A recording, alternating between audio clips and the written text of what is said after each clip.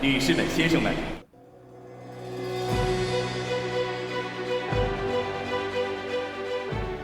，Ni hao, fans of Shuklistan, and welcome to Day 5 coverage of the Beijing 2022 Winter Olympics on Keep the Flame Alive, the podcast for fans of the Olympics and Paralympics.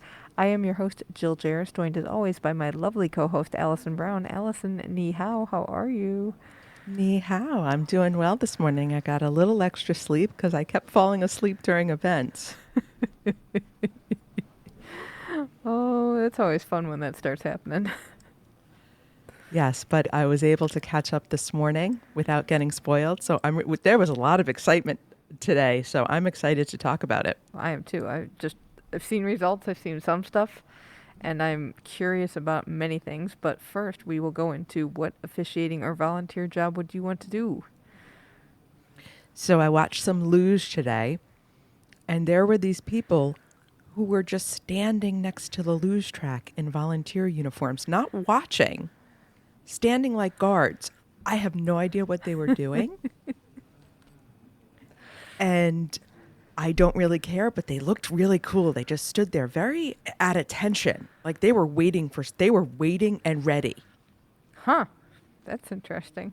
I wonder, yeah, that's very curious, very curious. I think today, I'm starting to get a little list going, but I think today I would like to be one of the curling ice techs. There is a job after they pebble the ice, they have to go over it, and what they do is they put all these curling stones in a cage thing, and they push the cage down the sheet. I would like to do that. Well, that's very similar to job you liked in Tokyo, where you liked the truck, the little mini truck that was bringing back the javelins and the shot put. Yeah, but this is a manual thing. It's not a robot. Well, you got to make it work however you can. Okay, so speaking of robot stuff, I'm going to try to get a picture of this because it not blows my mind, but it's twisting my brain a little bit. So here in the convention center, or the main media center where we are, they are constantly sweeping the floors, which is nice. Not the magical hour of vacuuming, which I think has passed, but we're talking about sweeping the main floor. It's concrete, so they have to sweep it with brooms, those fuzzy brooms. And Is that when the curlers get knocked out of the tournament, they get sent to the media center to sweep? That would be funny. It would be entertaining, that's for sure. So there is a robot sweeper, and then there is a person on like an automated, it almost looks like a bicycle with sweepers attached to it. And then there is a person with a push broom. And I do not understand why we have 3 layers of sweeping, but we do.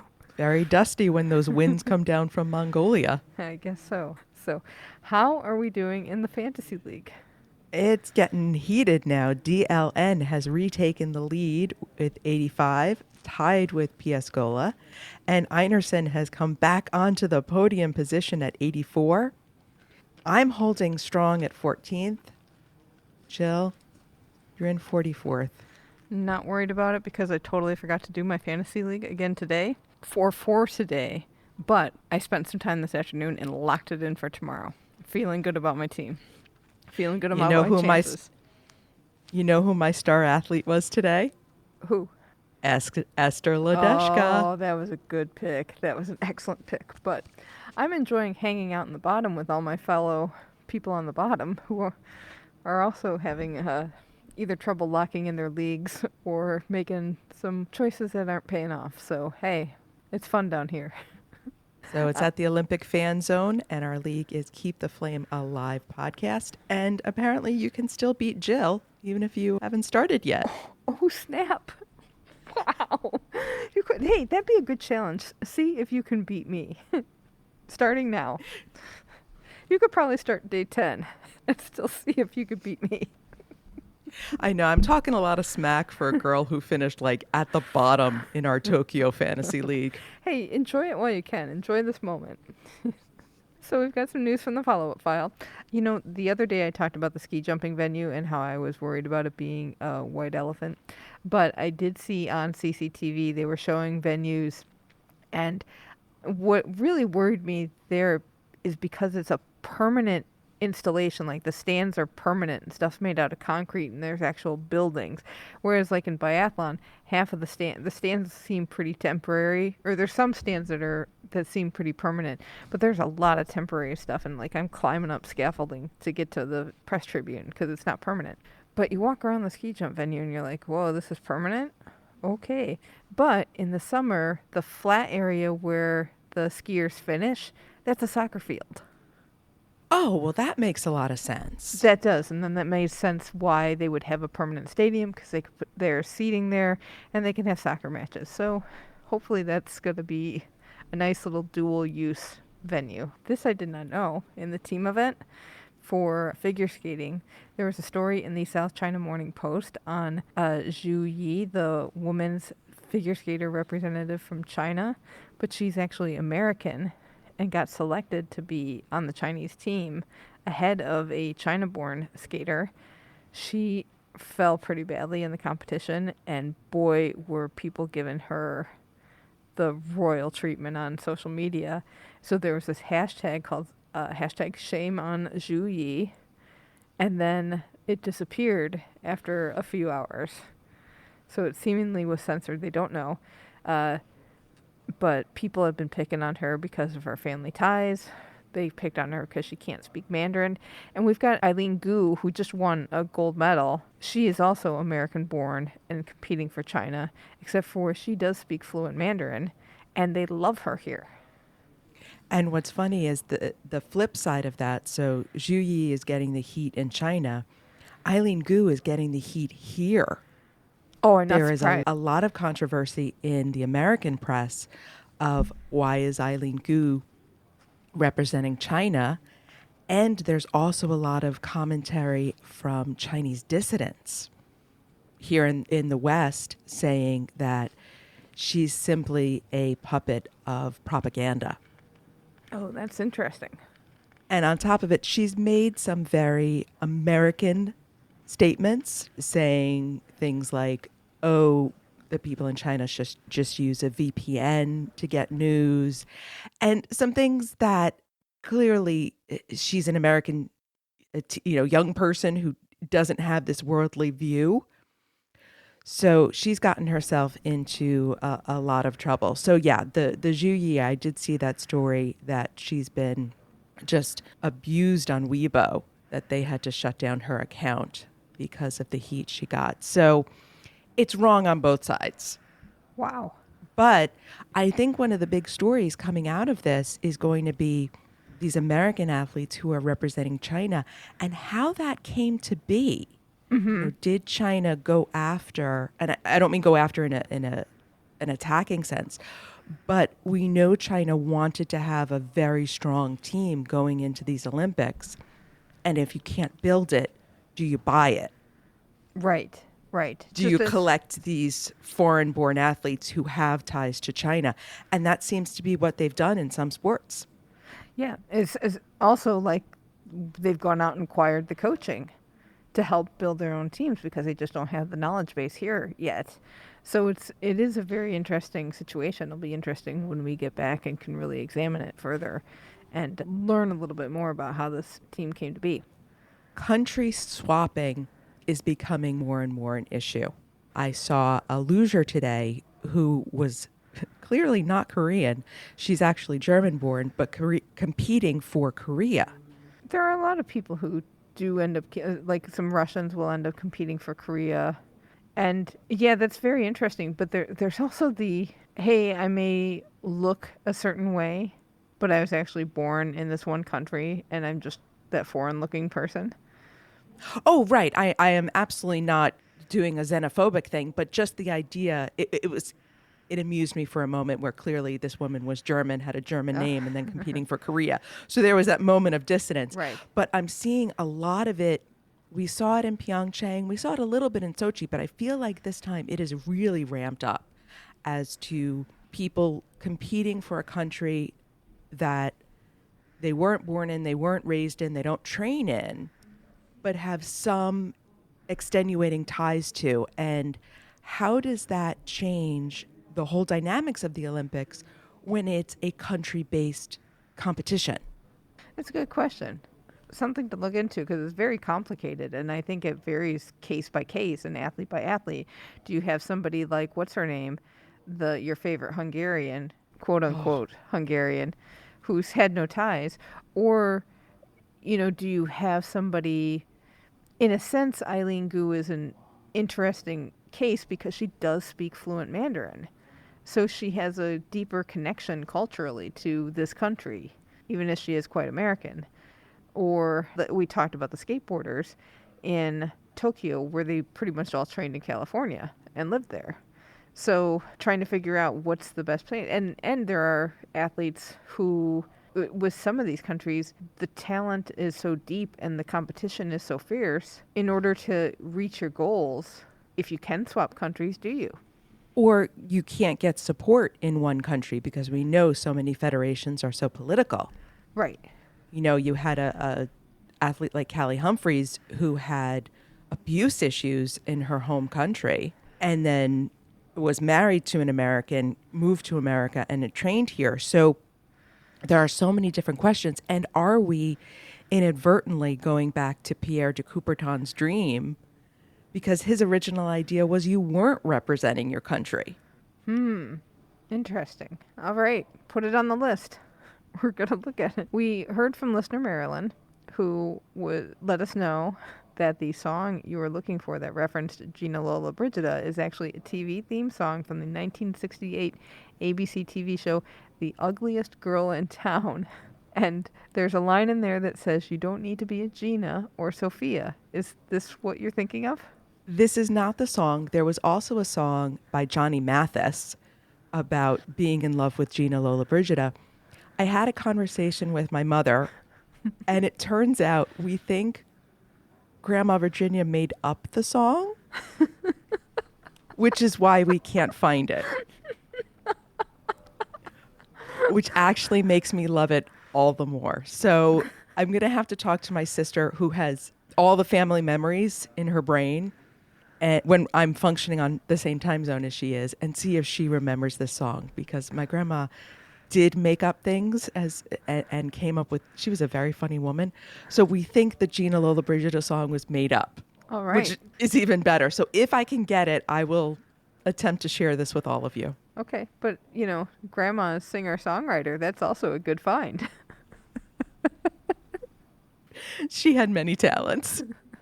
So, one other thing in our follow-up file, in ice hockey, I did not realize this until today because I did not see the game. There was a delay in getting the COVID-19 test results from the Russian Olympic Committee team, and that caused their match with Canada to be delayed and rescheduled, and the players had to wear masks. And there's even more of a controversy because some of the delay was that the Canadians were not receiving the information from the ROC. So there was a communication issue. And then in the third period, the ROC decided to take off its masks. Oh, okay. Just, we're not going to wear masks anymore and we're fine. And Canadians were not happy about that choice. Yeah, I can imagine this, but Canada didn't win that match 6-1. All right, let's look at today's action. We had some action at the Alpine skiing venue. They got some races off today. So today, There was a lot of testosterone in this race. It was so much fun to watch. really, okay, so this was the men's Super G. What can you tell me? Because I have not seen it yet. You need to go back and watch it. The conditions looked really good. No major crashes. A bunch of people went off the course because they were taking risks like you would not believe. They were going for crazy fast times. And every time somebody hit the bottom of the course, so much yelling, screaming, adrenaline releases. This was a fantastic Super J. It's like I said yesterday, it's everything you want in a downhill. This was everything you wanted in a Super G, but better than the downhill because nobody got hurt. Nice, nice. So gold went to Matthias Mayer from Austria. Silver went to Ryan Cochran-Siegel from USA. And bronze went to Alexander Amat Kilde from Norway. One thing I want to mention, and I'm going to be mentioning this kind of throughout the show, there is a parent line we are seeing. Matthias Mayer, we mentioned yesterday, is the son of Hermann Mayer, who was successful in his career. Ryan Cochran Siegel's mother, Barbara Ann Cochran, skied at Sapporo 1972. Wow, very nice. Over in biathlon, it was the men's 20-kilometer individual race. Gold went to Quentin Fillon-Maillet from France. Silver went to Anton Smolsky from Belarus. And bronze went to Johannes Tingesbø from Norway. This was fun. Go race. JT. I know. Well, I watched this on it was on the feed when I was here in the main media center. And I also had it on the little My Info system that we have access to that's got all the standings and the results. And I don't know if you can see this in where you are, but they have a whole setup for biathlon where you can track how they're doing time-wise with the skiing, and then there's another tab for the shooting, and they just have every lane, and the person's name will pop up, and then it'll show the things going down and if they've missed a target, and it's so much fun to watch. Yeah, on the NBC feed, when they hit the shooting range, you do see a picture of their targets. So you see it in real time as they're doing. If they miss, it flashes red. Right. If they hit it, it goes down. So you see that part of it, but there's not, and their name and flag are next to it. So you know who's who, but it sounds like yours is fancier. It's fancier because you can see everybody. On the feed, you only get to see who the director has decided should be shown at the time. So if you care about somebody who's further down in the rankings, you're not likely to get to see them unless they really start doing well, or there's nobody else in the range and it's time to go to the range. But good race. QFM, as they call him, is just been having a great year. Such a good competitor. That's really great. Smolsky has been popping up all season, and that's really good for the program from Belarus. And what can you say about JT? I mean, he's just a great competitor. So this was a good race. Any update on his COVID status, or is he still in protocol? Do not know. Because I did not see the press conference, so I don't know if he didn't go to the press conference, he probably was still in protocol. But he was sitting, like they have a little waiting room because you kind of have to sit there and wait for the results if you're going to do well. And he had started out pretty early in the order, so he had to sit there for a long time. We had the women's sprint over in cross country. We had the women's and men's sprint free finals. Gold for the women. Gold went to Jonna Sundling from Sweden. Silver went to Maya Dahlqvist from Sweden, and bronze went to Jessie Diggins from the USA. And very exciting because I don't think that it's been a long time since the Americans have won an individual medal in cross-country skiing. It's been a long time since the Americans have won an individual medal in cross-country skiing, and it may be the first. It's the first woman.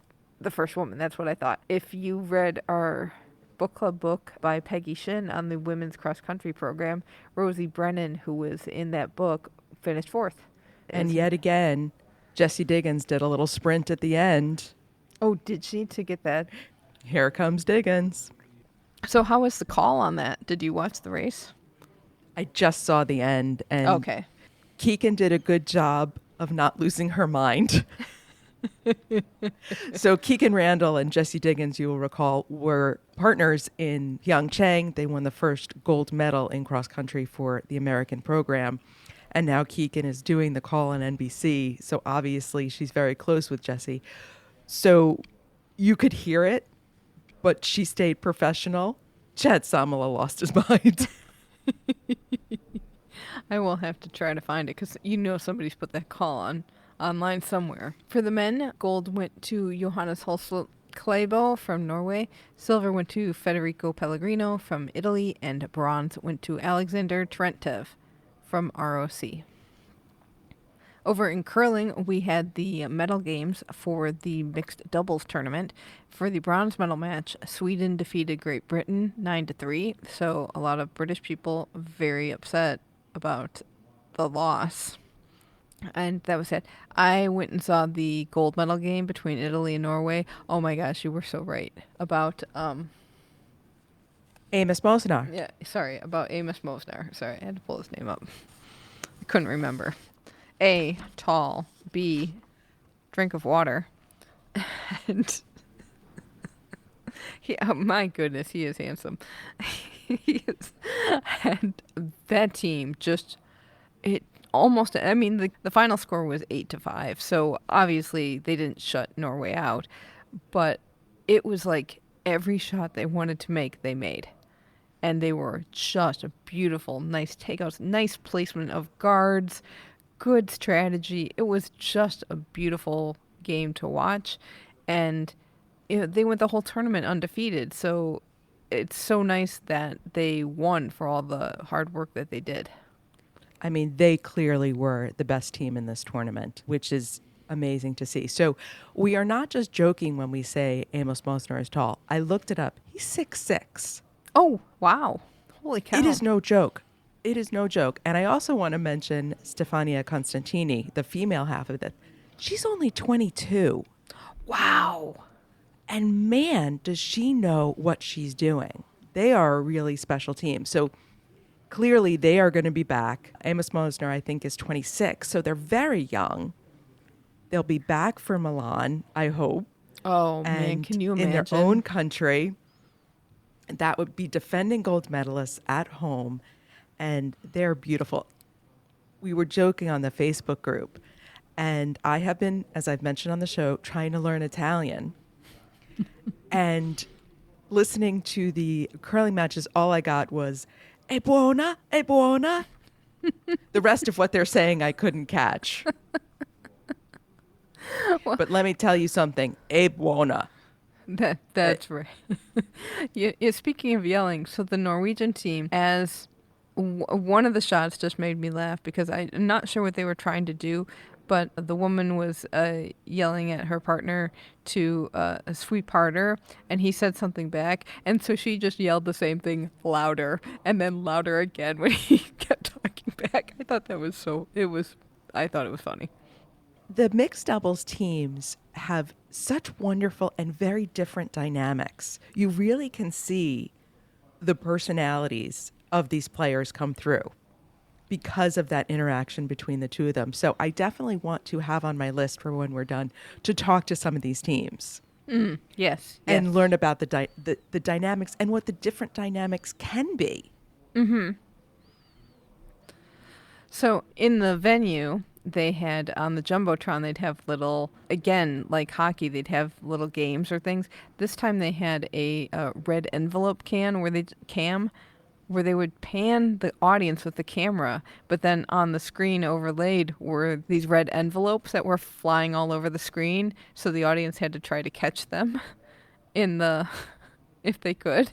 And that's a good segue to talk about our own red envelope campaign. This show does cost money to produce, and while our listeners have been extremely generous in supporting us through the Kickstarter campaign that got us here to Beijing, and also through Patreon patronage, we're coming up on 2.5 years until another Olympics. So to celebrate the Lunar New Year, we're asking for donations of at least $8, which is a lucky number symbolizing good fortune in China. And this will help get us through to Paris 2024. If you are enjoying the shows and having fun watching the games with us, please consider giving us some financial support.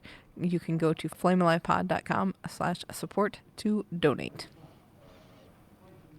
All right, men's figure skating, short program day. This was fun to watch. Were you there? I was there. I got there for the beginning of Group 2. So I did see Donovan Carrillo, the Mexican figure skater. Oh my, he was really dynamic. He knows how to put on a show. And he smashed his season's best. So many season's bests went down. It was so nice to see. People were doing a really good job. You had a couple falls, but overall, really great competition. And it was nice to see everybody just realize their best at the moment they needed it to happen. Someone who did not have a good program was two-time defending gold medalist Yuzuru Hanyu, who popped his first jump, and with the way the short program works, ended up with 0 points for that element. In the press conference afterwards, he said he hit a rut in the ice, and that disrupted his takeoff.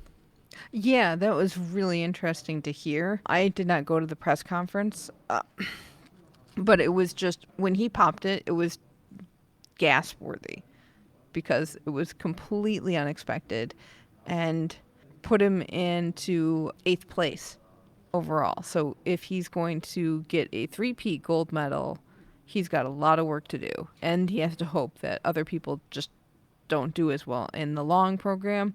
But that is unlikely given the talent we saw today.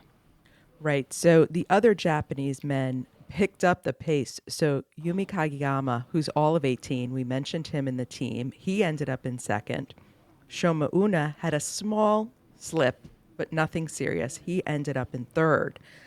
But the star of the night was Nathan Chen. Oh yeah, he just was all business and got it done. I gotta say though, Kageyama was phenomenal in person. It was such a good program, so many good elements to it, and the presentation. And he was so excited to do it. Like you could see the joy in his skating. Which is something that has become a very heated discussion on the Facebook group. And I want to mention the Facebook group. It's Keep the Flame Alive podcast group on Facebook. And we are having a very heated discussion because of music choices. Oh, And there was some defense of Bolero after my comments yesterday. But the idea that you can really tell the difference when a skater loves their program, loves their music, feels like it fits them, and when a skater has just been assigned a piece of music by their coaches and choreographers. oh, this was so evident today. Totally. I mean, and Kageyama, first of all, he has this exuberant personality that comes through, and they gave him a program that let him be him. Yeah, it and that really showed one. I'm gonna call out the names. Konstantin from Belarus was one of those. He had some Nutcracker music by Tchaikovsky, and just looked bored and automatronic. It was not fun to watch, and you know, I'm now getting to an age where they're starting to look really young, because some of these kids they're still teenagers, and they don't have the same connection to some of this music that maybe they would have a better connection to music they liked.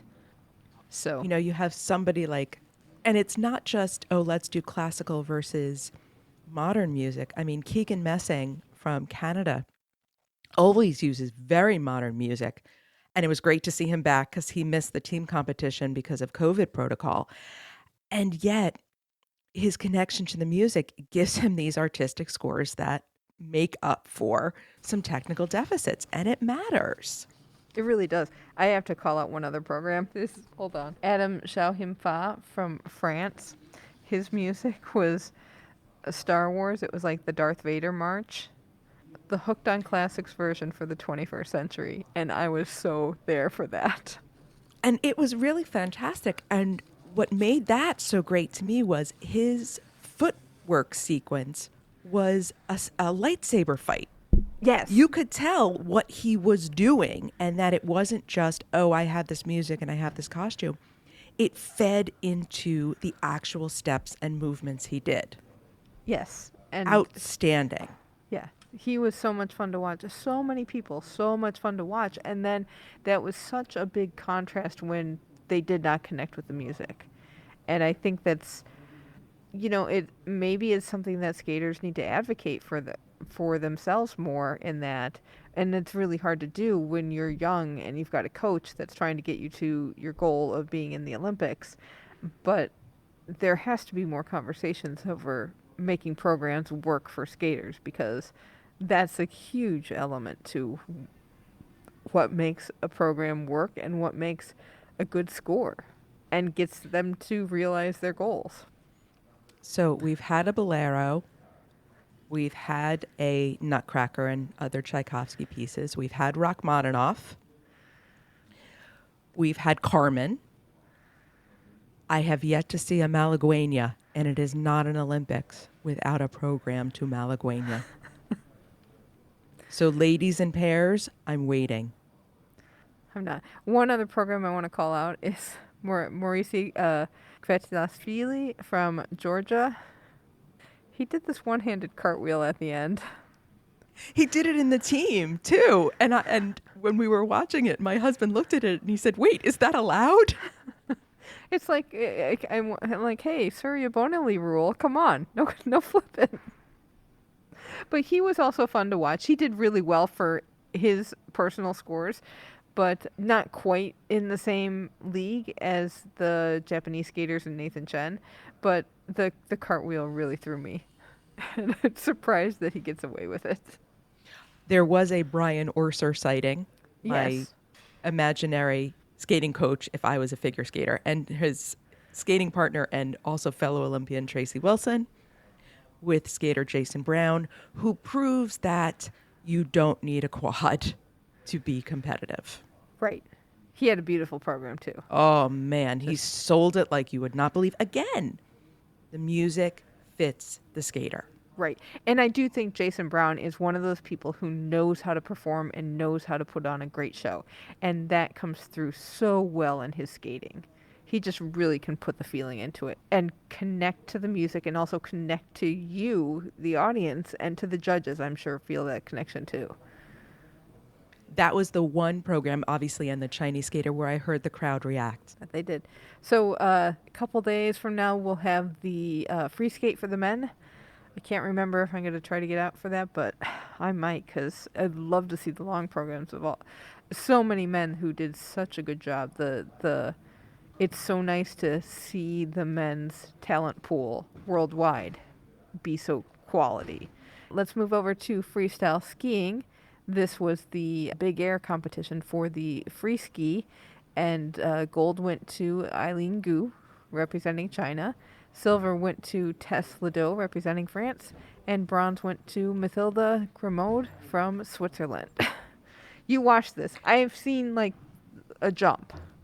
I did watch this. The one thing I noticed was some of them use poles and some of them do not. So they're allowed to do either both. So Eileen Gu is a no pole, but Mathilde Grimaud is a pole. So I'm interested to know, is this how they were trained? Is it a regional thing? How that develops? Did she use her poles at all, or did she just hold them the whole time? She used them in the start. Okay, to They push use off? the poles to get themselves going and Okay. to generate speed. So maybe it has to, but it does get in their way, I would think, when they're flipping. Yeah, that's what I would think as well. No huge, I mean, of course, there were some wipeouts, but it was a good competition. Lots of beautiful jumps. This is another thing. Some of them start down the track backwards, Oh, right. depending on how many turns you're going to do. I can't imagine going into the ramp backwards. I can't either, but I bet if you start this young enough and are fearless, you're just like, oh, well, I'll just turn around and do it like this. It's true. And speaking about being young, American Darian Stevens kept tapping her ear at the top of the ramp. And having a college-age daughter, I know that motion. She's That got is earbuds. That's changing the song on your earbuds. So she was trying to find her "I'm going to do my Olympic run" playlist. Interesting. This is a venue I want to go out and see for sure. Please, because it's the ramp itself is stunning. And then when they give you the drone shot, it's just acres of brown industrial. Yeah, because I think it used to be some sort of steel facility. I have to look into this, but that venue's, they've like transformed something to make that venue. It is in Beijing, but it is like a 55-minute bus drive from where I am. So it's on my list because I definitely want to see that venue and also see a little bit more of the city from a bus window. And I'm very curious as to why this venue they have during the day and some of the other mountain venues are at night. Because I would think this venue, and I've seen the photos of it lit up, it's stunning. And why would you want to have all these television shots of this industrial vastness where, like at the sliding center, they're doing it at night? Yeah, I don't know. I don't know how they put the schedules together or how that works. again, put it on the list. It's interesting because ski jumping has been both during the day and at night, and ski jumping has a big light element to the top of the tower as well, but it's been off for competition. So I don't know what the story is with that either. Oh, speaking of odd things we've seen, I have started to ask around about the cow sign on the top of the mountain at Alpine. Okay, so there was a photograph that we saw of several coaches on a mountain adjacent to the downhill run where they're able to kind of get an eagle eye view of the skiers coming down. But for some reason, there is a cow sign on this mountain. Like warning you that there are cows coming? There's no way a cow could climb this mountain. I mean, even the coaches are kind of hanging by a thread. Honestly, it looks like a Ricola commercial where they're going to start, saying Ricola. I mean, they're just hanging on this by these tiny little edges. Well, I will keep working on it and see if I can find the answer. I don't know, but I'll keep you posted.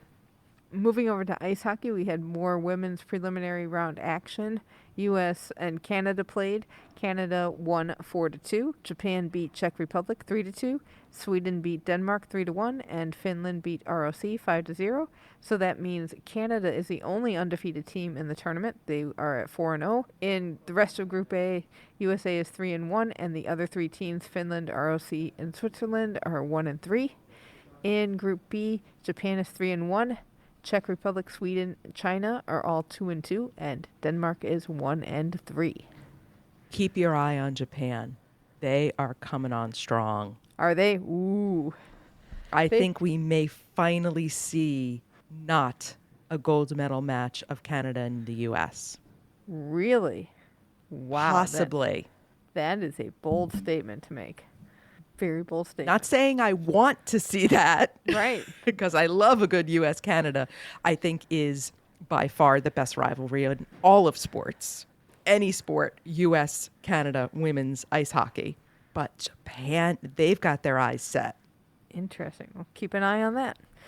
Over in Luge, we had the end of women's singles tournament ended with gold going to Natalie Geisenberger from Germany, silver going to Anna Bereiter from Germany, and bronze went to Tatiana Ivanova from ROC. So Felix Locke was there cheering for his German compatriots. And I found this little tidbit talking about parents. His father, Norbert Locke, who was an Olympian in '84, is the German national coach. And nobody was more excited for Natalie than Felix and Norbert Locke. Aw, that's so nice. There was another legacy athlete in this competition. That is Nina Ziegler from Italy, who finished 16th. Her father's Armin Ziegler, who is legendary in the sport, many-time medalist. And I was reading a story about her, and she apparently came to the sport all on her own free will. He's like, I never did anything. She just did it all herself. And she's like, I want to try natural luge. And then he kind of said, you can do artificial too. I mean, you can't do much worse than having Armin Ziegler as your dad to get you into luge. In snowboard, we had the parallel giant slalom races for the men's and the women's. I saw bits and pieces of it here and there, but I didn't see the end, which sounds exciting because it's our favorite Czech snowboarder, Esther Ledeška, who defended her 2018 gold medal, and now she's going to try to do the double like she did in Pyeongchang and compete in the Super G coming up. Which is sort of like having somebody compete in, figure skating and speed skating. They're very different. And people say, oh, you're going down the mountain on the snowboard. It must be the same. But it is very different skills, very different kind of training. And what happened to Pyeongchang was considered a fluke. But the fact that she came back and defended at least half of her double is really amazing. This girl is incredibly talented, obviously works incredibly hard, and is so much fun to watch. Yes. And so just full of joy, love. You can see the love of the sport in her when she competes. So Esther Ledeshka won gold. Silver went to Daniela Ubling from Austria, and bronze went to Gloria Kotnik from Slovenia. On the men's side, gold went to Benjamin Karl from Austria, silver went to Tim Mastenak from Slovenia, and bronze went to Vic Vild from ROC. So if you think we've been saying Slovenia a lot, we have. They are doing incredibly well, as is Sweden, at least in the early medal table. So you're not imagining that. Yeah, that's really impressive. Good for Slovenia. That's got to be so exciting for them. And Sweden winning medals in stuff they haven't won medals in for a long time. And that's really exciting as well. And finally, we go over to the speed skating oval for long track speed skating. We had the men's 1500 today. Gold went to Kjeld Nuis from Netherlands. Silver went to Thomas Kroll from Netherlands. And bronze went to Kim Min Suk from Korea. So the Koreans have now moved over to long track. Just like the Dutch are starting to move into short track. Yesterday, Suzanne Schulting won a medal in short track. And now the Koreans are doing the opposite switch, which is fantastic because, again, we were talking about Slovenia. I like this cross-pollination and seeing different countries emerging in these different sports because you see the different styles. Exactly. I wonder how Pyeongchang, or how it played a role, or if it played a role in the Koreans developing more speed skaters on the long track. Well, they had a ribbon now. Yeah, that's They true. have a state-of-the-art ribbon, so you can't do better than that. That's true. All right, that brings us to the end of today's competition. What's on tap for Shuklistan tomorrow? So we got some more competition. Snowboarder Chloe Kim will be doing the prelims of the halfpipe, trying to defend her gold medal from Pyeongchang, as is John Schuster. Team Schuster begins round robin play in the men's curling tournament versus ROC. So excited to watch both of those. I don't think I'm going to get up to the mountain in time because I believe Chloe Kim is like at 9:30 in the morning, and that's not happening with how long it takes to get out to the mountain. But I might be able to see Team Schuster kick off their tournament. So I'm excited to watch them in person because they have so much fun as a team. But it's interesting because they have a lot, like Matt Hamilton on the team has got a huge personality. But when they're curling, it's like business, and it's really good teamwork with that team. That's all I can say. Schuster is the skip, and they know it, and they follow his lead, and they do their jobs. Yeah. It's the best kind of teamwork. Yeah, exactly. But they all give input too, and that's totally welcome, and that's really nice to see where they just kind of banter back and forth over what do we do this, what do we do that, and then Schuster takes all that information in and makes a decision, and then that's what we're doing. Yeah, and that banter will be able to understand. It won't be just, "E buona, e buona." Well, you gotta get through that Wisconsin accent for Hamilton. So I don't know. You might not be able to understand it. I'll just offer him a Jello salad for the Oh, potluck. don't even bring up Jello. Do not bring up Jello. I'm gonna take offense to that. Just Midwestern, stereotypical people who think we're flyover country. We don't all eat Jello.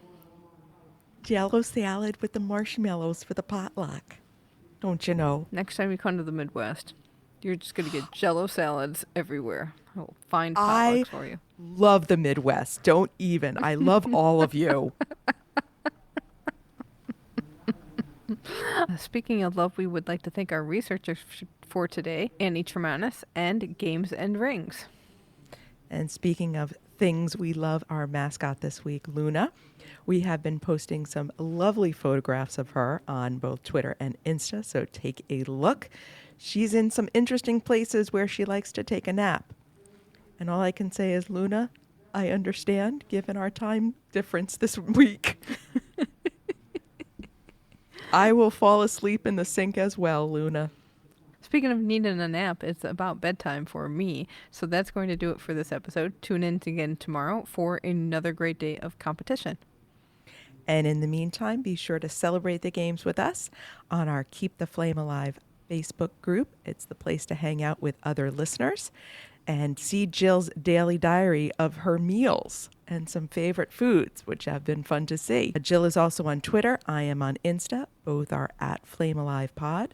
You can email us at flamealivepod@gmail.com or call or text us at 208-352-6348. That's 208 Flame It. Yeah, and on Twitter you get my daily breakfast, which I've been here just over a week, and there has been something new and amazing on the breakfast buffet. Every day I'm gobstopped. Maybe not, but it's always fun and new and exciting on the breakfast buffet at the Beijing Fujian Hotel. That's all I had to say. So, and I can get breakfast in a few hours, so we will catch you back here tomorrow. Thank you so much for listening, and until next time, keep the flame alive.